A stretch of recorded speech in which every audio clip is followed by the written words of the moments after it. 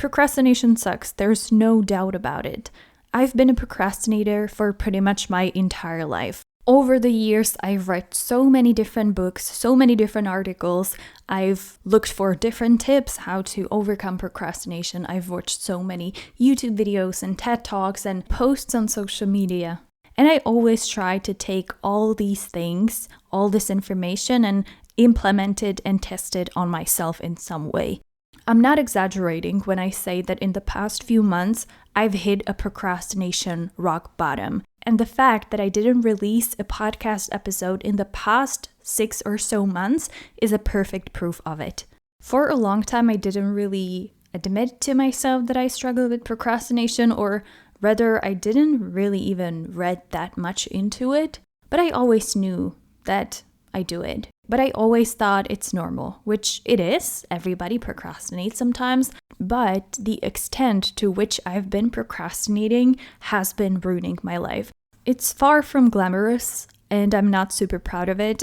Actually, I'm not proud of it at all. But at the same time, I think it's really important that we talk about these things because we live in a world where we glamorize productivity and people who are working almost 24/7.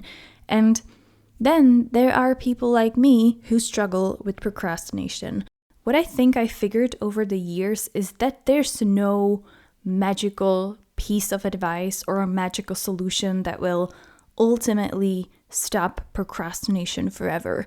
I think it's more about trying different things and seeing what works for you and what doesn't, and maybe something works now but later it stops working, or something that you read you've never tried but you remember in the future and you try it and it works. And what I also think is really helpful is learning more about how our brain works and how we can motivate ourselves and how we can challenge ourselves in different ways and how we can set goals in a way that doesn't scare the shit out of us every single time. So like I said, I hit my procrastination bottom, no exaggeration. And after a long time of procrastinating, I've tried to get things moving a little bit again. So I thought, why not share with you guys a few things that I've been testing out lately? Sometimes they help, sometimes they don't, but that's actually the fun part of it. So here we go.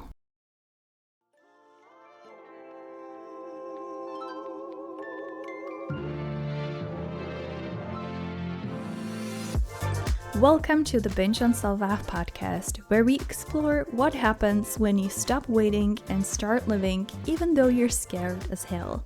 I'm your host Anna, and there's absolutely nothing special about me, except that I've decided that I'm done procrastinating, I'm done binge eating, and I'm done hating myself, and I'm ready to start living my life right now. And I'm taking you along for the ride. So if you are ready to do the same, you've tuned into the right podcast. Let's get started. Binge on Self-Love is intended for informational purposes only. It doesn't provide professional medical advice, and it is not a substitute for diagnosis or treatment. First thing that I'm doing is reading books about how our brain works.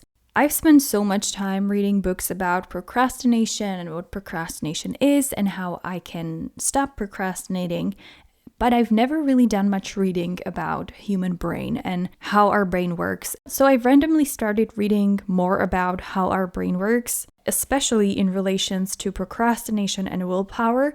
And I have to say that I find it really, really interesting, but also eye-opening when it comes to our behavior.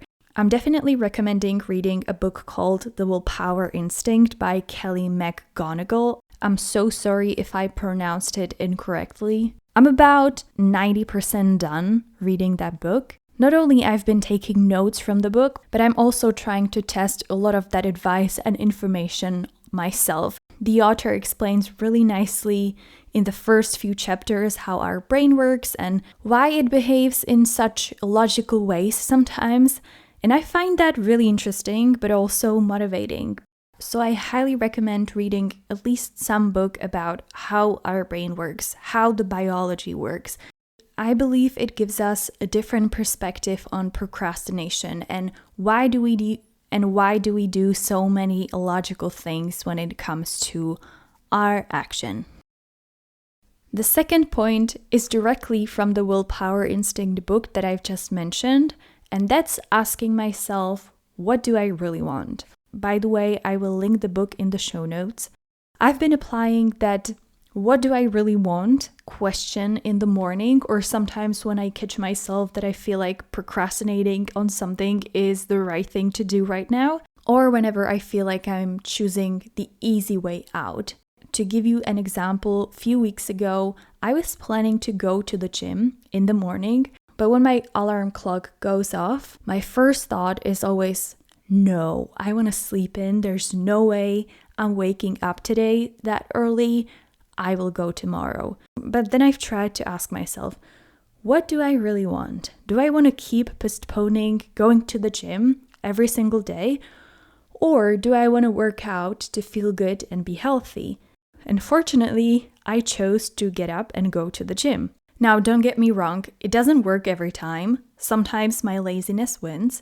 But what's important is that it does help sometimes. It helps me get my ass off from the bed and go to the gym. One more thing from that book that I'm also testing is imagining what you are giving up when you procrastinate.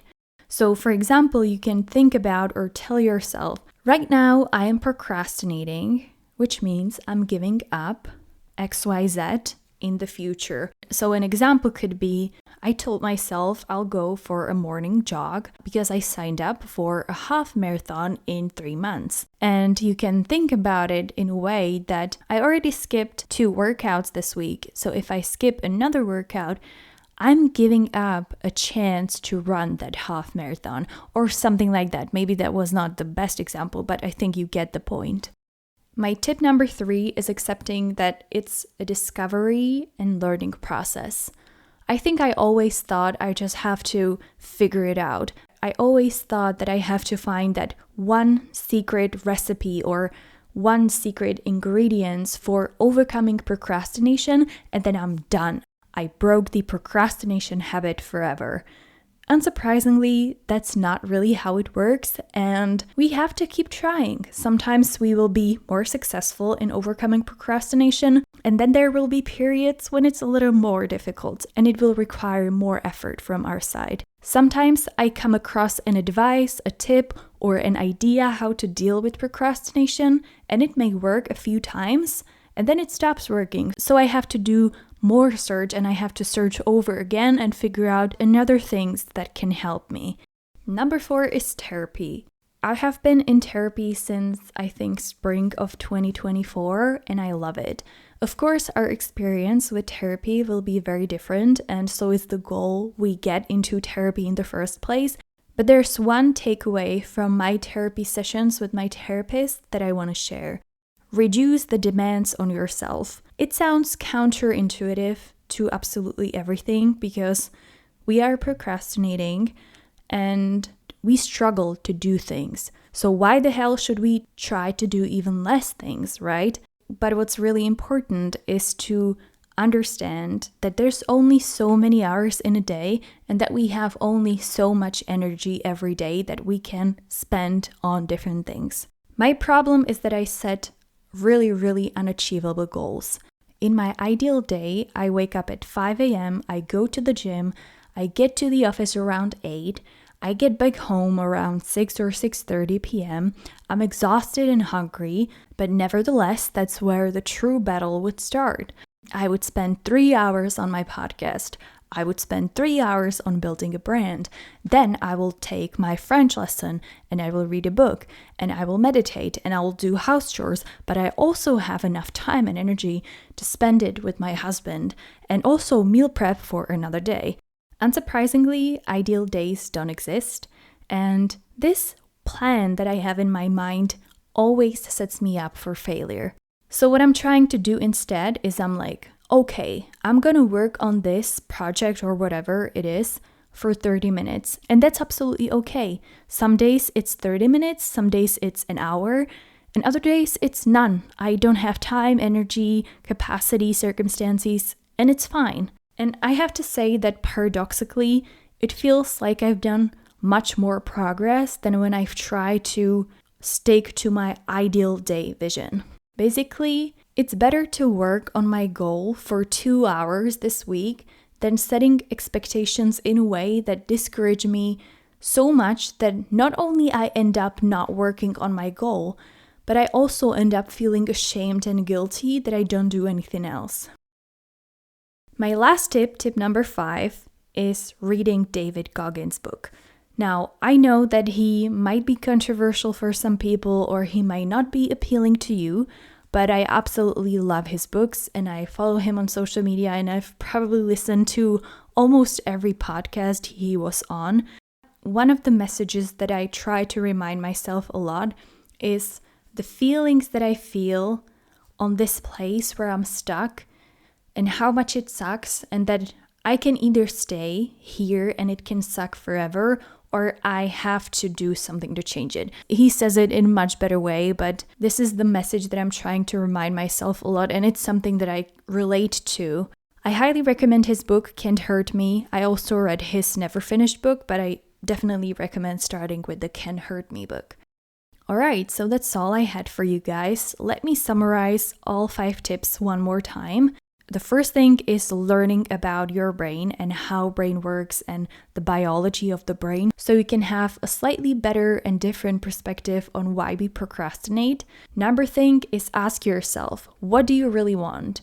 Number 3, accept that overcoming procrastination is a discovery and it's a learning process, and sometimes things will work and sometimes they don't, but we need to keep trying. Number 4 is reducing demands on yourself. And number 5, I recommend reading David Goggins' book, Can't Hurt Me, because it's full of wisdom and inspiration and motivation. Thank you so much for tuning in today. I would like to ask you for a small favor. If you enjoyed today's episode, please subscribe to the Binge on Self-Love podcast on your favorite podcasting platform. It's absolutely free and it will help me spread the podcast among more people. Thank you in advance and see you soon.